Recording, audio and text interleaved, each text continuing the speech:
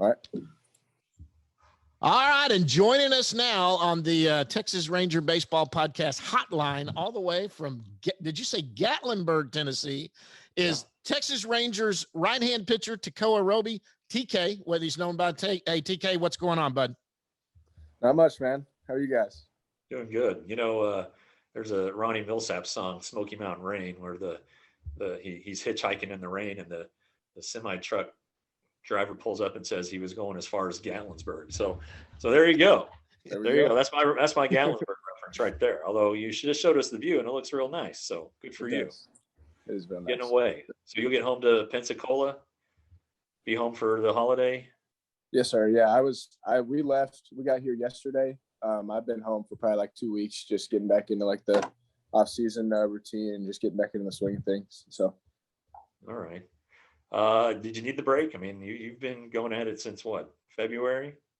Yeah, it was kind of a long stretch there. Like after I got hurt, they let me go home for a little bit, and I wasn't throwing. But when I went out to Arizona, it was pretty much full go for probably like 4 months. So the break was nice for sure. Yeah. Okay, good. When will you start ramping up again? This is my last week off from throwing.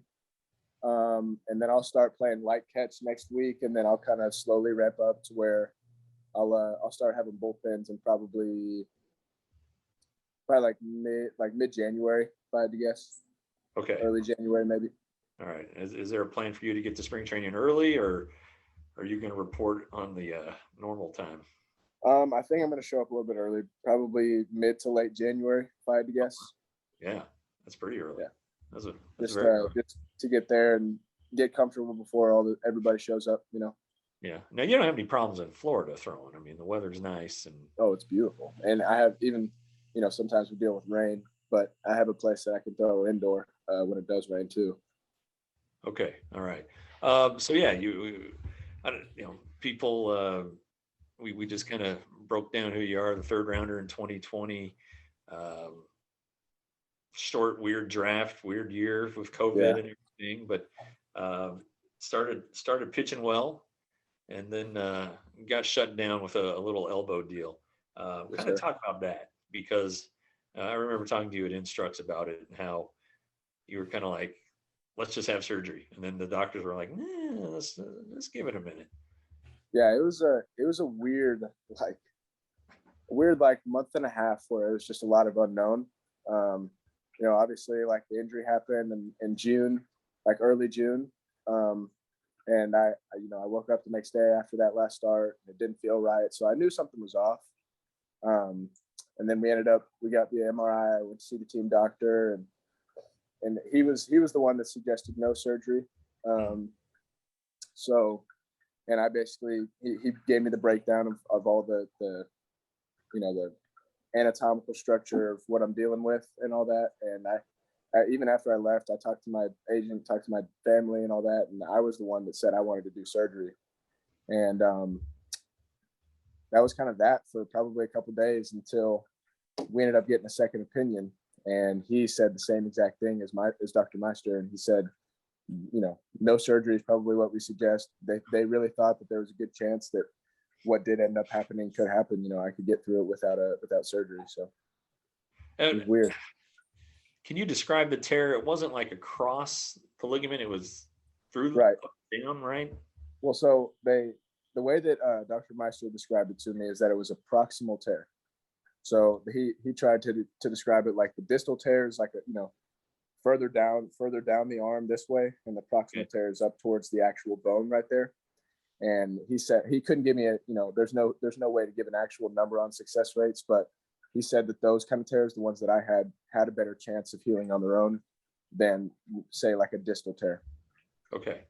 So you rested for what, 4 to 6 weeks? 4 to 6 weeks, yes, sir. Okay. So you go out and you start throwing again. Are you like hesitant, or are you able to let it right away? No, I was so hesitant. Like the rehab kind of like coordinator, I guess.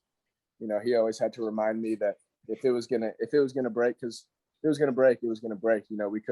We had to get through that program and figure out whether or not it was gonna hold up, right? Yeah. So he had to keep reminding me, like, kind of over and over again, like, don't be afraid of it, just kind of, be okay with what happens, I guess. And that was kind of because he told me the first day, like back throwing, he said I looked like I was barely even letting the ball go. You know what I mean? Yeah. So, was that Keith Comstock or was it somebody else? Yeah, Kami. Yes, sir. Keith Comstock. Yeah. Yes, sir. Talk about him. I mean, he's great. He's everybody's actually saving grace out there.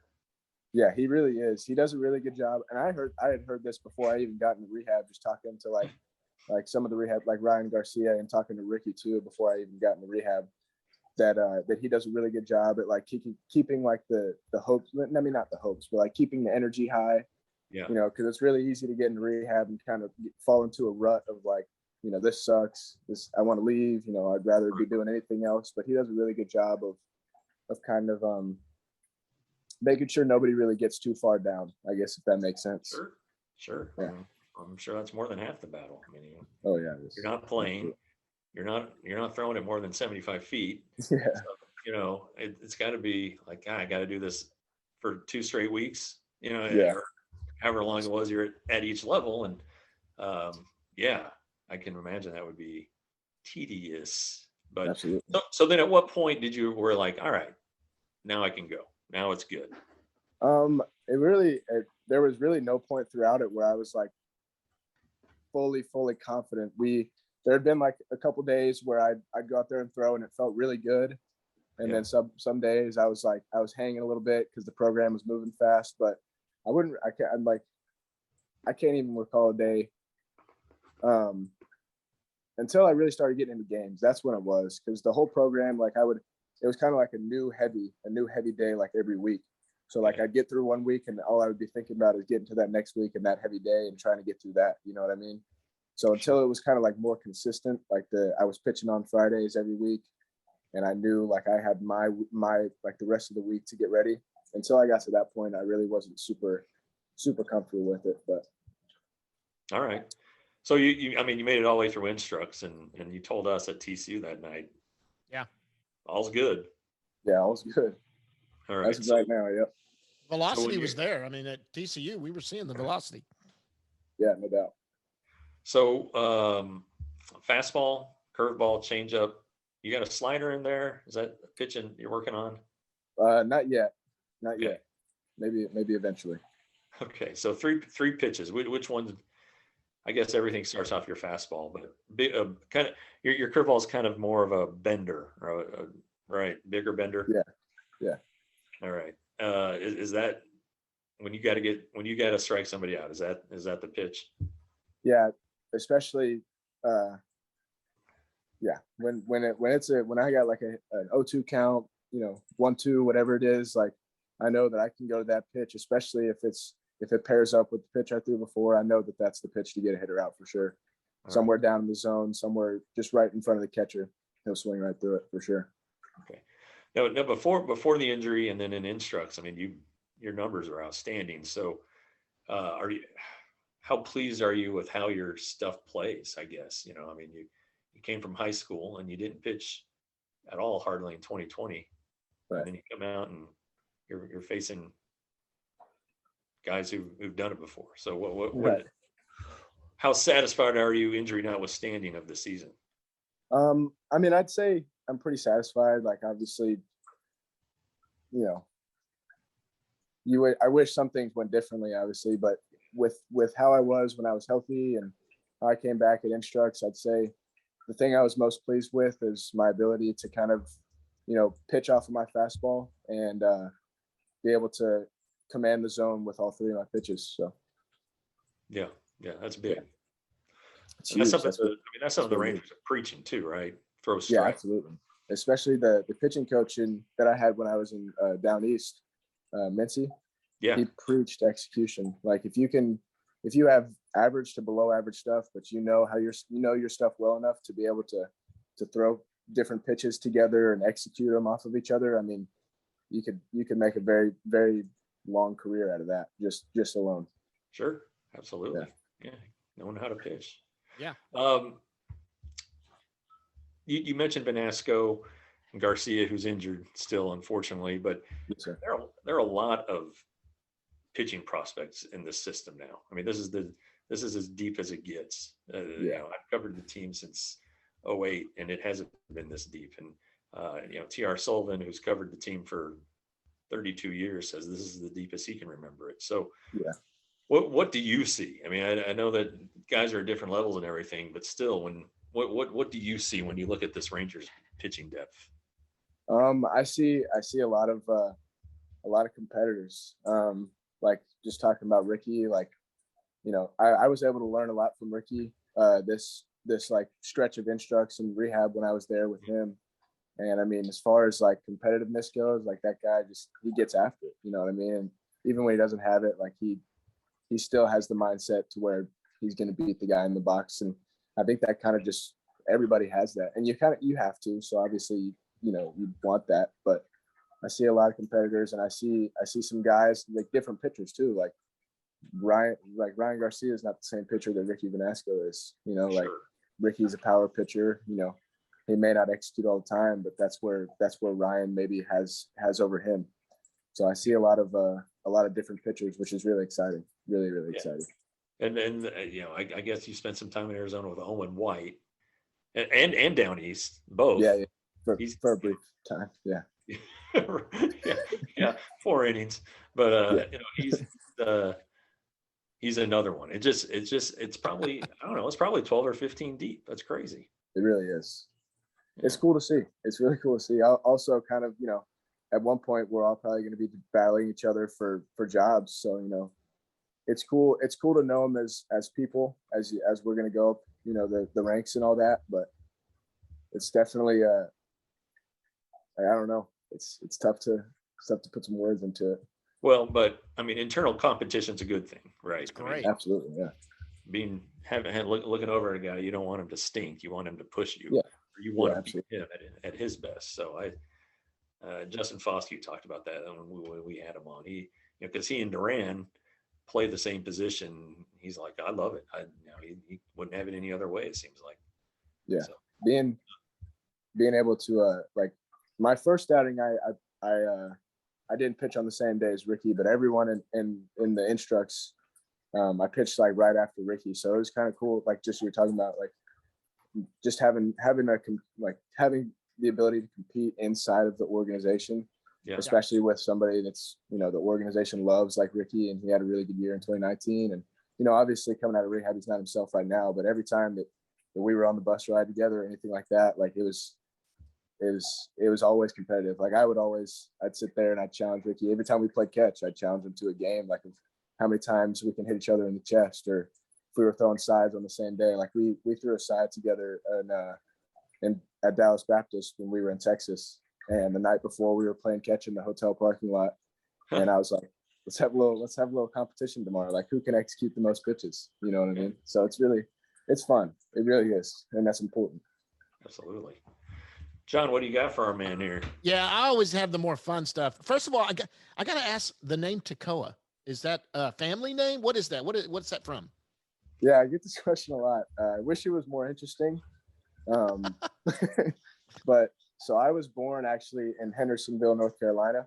Okay. And around that, like up in the mountainy area of Georgia and North Carolina, all around that, there's a place called Tekoa Falls. Okay. And my parents were driving around there one day, and because my dad used to work in like a wilderness program. So they drove by that, and they liked the way it sounded. And all my brothers, my oldest brother's Ukiah, the middle one Jonah, I'm Tekoa, so we all in like Oa. Yeah. So anyways, so they just liked the way it sounded, so they changed the spelling. So have you been up there to see where actually it is? No, I haven't. My grandmother lives up in North Georgia in Dahlonega, but I've never actually been over to Tekoa Falls. Oh, that's interesting. That's pretty cool. So, and I guess TK is pretty easy. You just shorten it, and it's just easier to say than. Yeah, it's mainly easier to say. I get a lot of like, what'd you say? You know, like, well, can you say that? Can you repeat yourself? So I say TK a lot to save myself some breath. But no periods between the T and K, just TK. Just TK. Just TK. Yeah. All right. So tell me some of the mispronunciations you've heard. You know. Oh my gosh, man. Tekoa or. I've got some Ticos, some Tekoas, some Tekoya, Dakota. Yeah, I mean, anywhere, man. It's been, I mean, there's been some butchered names in there. So does your girlfriend just call you TK, or does she call you when she's mad? Is it Tekoa, and then when she's not, it's TK? Actually, she's one of the few people that calls me by my name. By your name, okay. Yeah, like I mean, mostly everybody in the baseball world, and most of my friends growing up would always call me TK, but it's really just her and my mom actually just call me Tekoa pretty much. Okay. Okay, yeah. So you're from Pensacola, Florida, and that's where you went to high school. Did you play any other sports besides baseball? Not in high school. I grew up I played football growing up. Wasn't really my thing. I had some bad experiences with that. I played basketball through elementary school, middle school, and then like my freshman year, I kind of stuck around with it. But then after that, I kind of just was strictly baseball. How's your golf game? Golf game is I'd like to say it's pretty good. I've shot in the 70s a couple times. I've only been golfing seriously for maybe a year and a half now. So, well, I mean, that's part of being a major league starting pitcher, or even a minor league. You gotta know how to play golf, because I know Owen and Cole Wynn are especially good. Nuts. Easy. They're good. They actually. So when we first got out to the 2020 instructs, that was like my first experience with pro ball, since we didn't get to do anything after the draft. I actually went golfing with Cole and Owen, so I wasn't very good back then, so I got firsthand how good they were. So yeah. Okay, I'm not gonna lie, I'm kind of pissed off. He's telling me he's been playing golf a year and a half and he's shooting in the 70s. I better hear that that's the front nine, and then because that's more my. That's, athletes just, all right. Okay. I played sports too, but dadgummit. All right. You committed to Troy University. Did you have any other offers, any other schools looking at you? Yeah, I had some. So I committed after my sophomore year, before my junior year started. So I had some other small schools. I had South Alabama, and Southern Miss. Those were my only other two offers. But somewhere along the road, like my junior year, the coach at the University of Florida, Kevin O'Sullivan, he tried to reach out, but at that point I was pretty set on my decision. Oh. Yep. There you are. There you are. He disappeared on us. You can't get away from us. That's right. At what point did you feel like you were going to get drafted out of high school? You stole my question. That's a good one. That's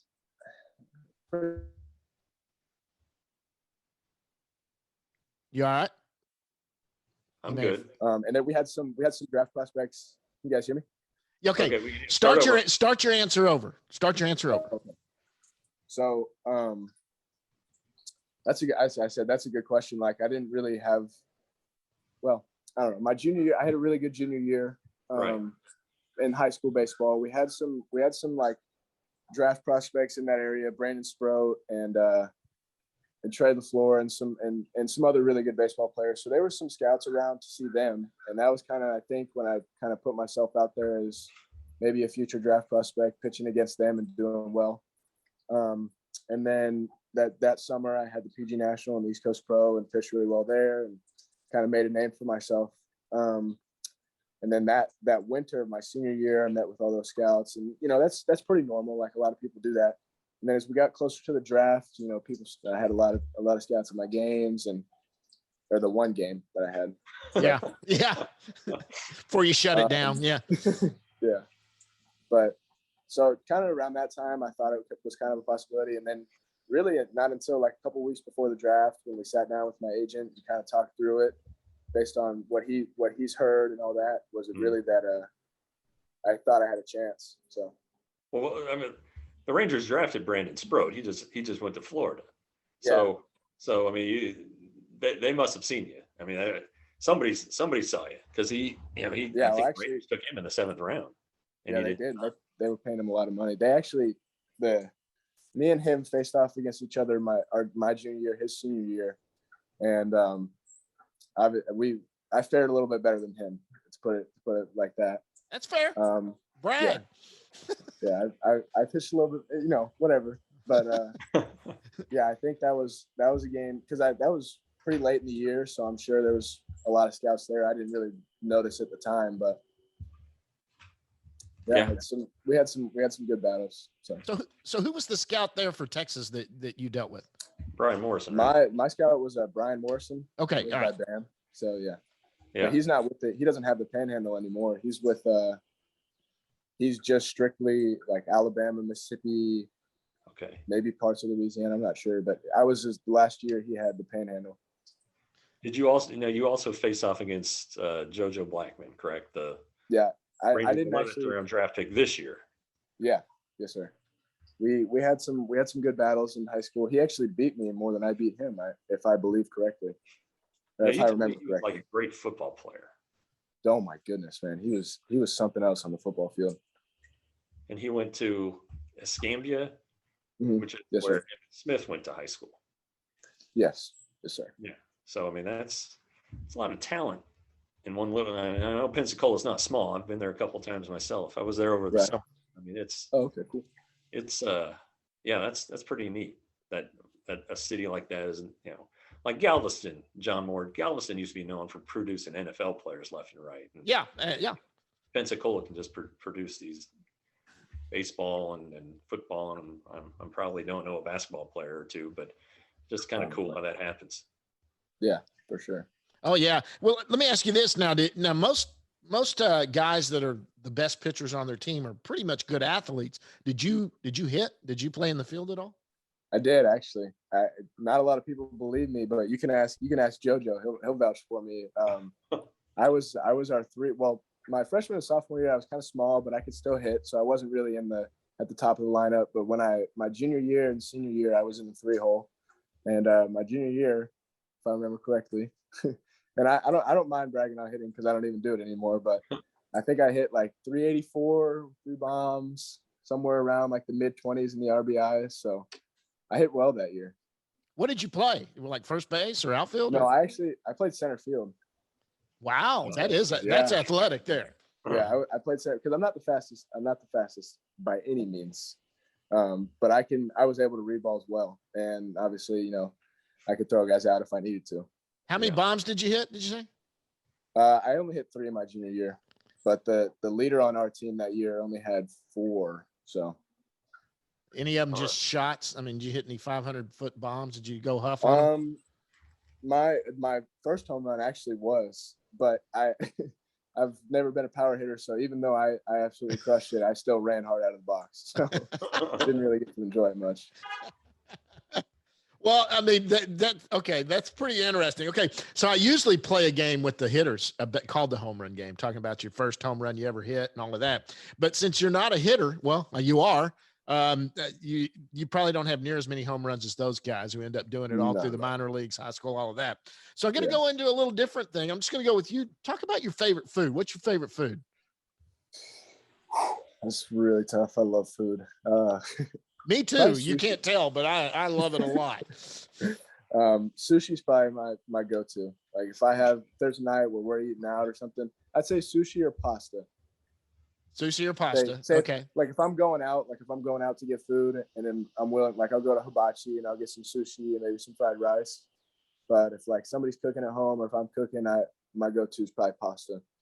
Okay. So then I go on with that. I got to go to this. Now, whether it's your mom, your grandma, your girlfriend, who's right over there, I guess she might be there with you since she's listening to this.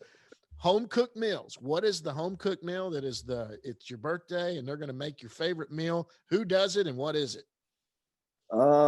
Probably it's definitely my mom. She has a couple different dishes that she's pretty good at. She does I remember so many times I'd ask for this. She cooks like this like it's an Italian sausage. We'd have it on like a hoagie roll, and she'd make this sauce with some sauteed onions in it, some barbecue sauce, and all this good stuff. And you'd kill it. I could kill that stuff. She also I'm down for it. I'm down too. She also cooks a good hash brown casserole. So oh man, I love hash brown casserole. Ooh, both of those I can put down. So I'll go with those. All right, I'm going to hold you to one more last question just to have a little fun. When you are not playing baseball, what's your hobbies? What are your favorite things to do? Obviously golf. I mean, there was a period of time where I spent every day I could on the golf course, whether it's 9 or 18 holes, or even playing just hitting on the range. Right. Being from the Panhandle, fishing, mainly inshore fishing. I'm not really much for bass fishing. And spending time with your girlfriend. Yes, spending time. You gotta say that, right? You got to say that while she's sitting over there, man. You got to say that. I spend a lot of time with her. You play video games? I know a lot of guys like to do video games. Oh, yeah. No. I don't even know how I didn't say that. Yeah, I play a lot of video games. I play a lot of, I don't know if you guys have heard of it. It's called Rocket League. I've heard of Rocket League. Yeah. My son loves that game. I've got a kid that's 14 that loves it. I play that game almost, when I was in Arizona, I'd play that game every day, every single day. Yeah. Is that the one where the cars hit the like car soccer? Car soccer, yeah. Yeah, like car soccer. Yeah. My son's got that. Yeah. No, last year, Dane Dunning did a fundraiser for, I think, the MS Society, and he did a streaming of Rocket League with like other major league pitchers, and Derek Holland was one of them. And I watched it just because I didn't know anything about it. Yeah. And I was like, man, all they're doing is they're playing soccer with cars here. And the next thing I know, my son's playing it. And I'm like, oh well. So it's one of my favorite games because, to be quite honest, I would make an argument that it's one of the most competitive games there is. And like level playing field. There's no better cars or anything like that. So it's all right. Yeah, and I tell you what makes it interesting, because my son played it, so I'm not a big gamer guy. Jeff and I are a little older, but I decided, okay, well, this looks like something I'll try to play. And I actually got into that game, and I could actually play it a little better just because I could speed around and hit the thing and do that. Now he kicked my, doing it, but it's a fun little game. I tried to do Call of Duty and stuff like that, and I just can't move my guy around, and I can't. It's like, okay, I'm already bored. You're hunting. Yeah, I can't. I've never been into Call of Duties either. Yeah. Well, I played some Fortnite with my son. Yeah, and I haven't played that. Have you played that? He wanted to play when he was 6. I was like, well, let's see if there's basically you're just murdering people. And so I was like, but like, it's not like their chests don't explode with blood or anything. Yeah, no, right. It's not gruesome at all. He's not gonna have nightmares or anything. No. So we gave him the green light on that one. It's okay to kill as long as they don't bleed or their brains go everywhere. I think my son also was into the one where you build all the stuff. What is that? Tetris. I like Tetris. What did Minecraft, you say? Maybe? Tetris. Minecraft. That's what it is. He's big Minecraft, man. That's good. I tell you what, that was pretty neat, but just because, you build stuff, but we are talking video games with a future major league pitcher right here. This is crazy. There you go. Jeff, anything else before we let this guy get back to his girlfriend? He's probably sitting over there tapping her going, hey, we're going to dinner tonight. What do you got to do here?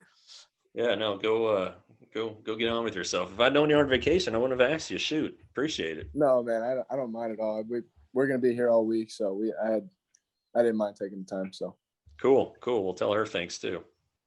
I will, man. Well, guys, that's TK Roby, Texas Ranger pitcher, 3rd round pick in 2020. One of the top pitching prospects in the organization. TK, thank you so much for coming on with us, and we'll see you out at the ballpark. Yeah, of course, man. Thank you guys for having me.